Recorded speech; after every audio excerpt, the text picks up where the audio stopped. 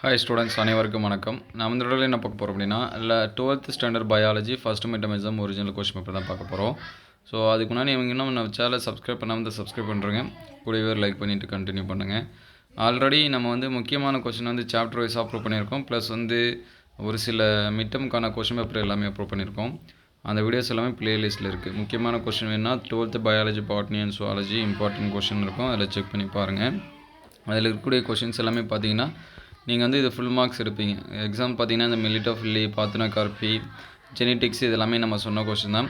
அதே போல் structure of ஓவியில், ஃபங்க்ஷன் ஆஃப் டபிட்டம், இம்பார்ட்டன்ஸ் ஆஃப் வேரியேஷன் இதுவும் நம்ம சொன்ன கொஸ்டின் தான்.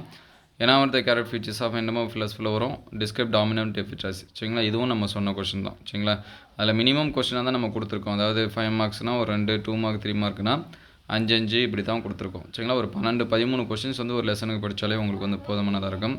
அதே போல் பயோசுவாலஜி பார்த்திங்கன்னா அதே மாதிரி தான். இந்த செனசன் ஃபேஸை தவிர மற்றது எல்லாமே நம்ம சொன்னது தான். ஸ்காட்ரம், ஆக்டஸ், தெர்மோ ரெகுலேட்டர், டிஃப்ரென்ஷியேட், பியூட்டிசைடு, இன்ஃபென்டிசைடு சரிங்களா. அதுக்கடுத்து பார்த்திங்கன்னா ஸ்கெட்சிய ஹியூமன் ஓவியம் இதுவும் நம்ம சொன்னது. அதுக்கடுத்து symptoms of Down syndrome, prevention messages of STD. அதுக்கடுத்து 5 மார்க்ஸ் பார்த்திங்கன்னா இந்த பர்த் கண்ட்ரோல். அதுக்கடுத்து பார்த்திங்கன்னா ஏபிஓ பிளட் குரூப்பிங் இது எல்லாமே நம்ம சொன்ன கொஸ்டின்ஸ் தான். ஸோ நீங்கள் இந்த கொஸ்டின்ஸ் எல்லாமே பார்த்துருந்தா உங்களுக்கு தெரிஞ்சிருக்கும். நம்ம அப்லோட் பண்ண கொஸ்டின் உங்களுக்கு எந்த அளவுக்கு கேட்டிருந்தாங்க அப்படிங்கிறத கமெண்ட் பண்ணுங்கள்.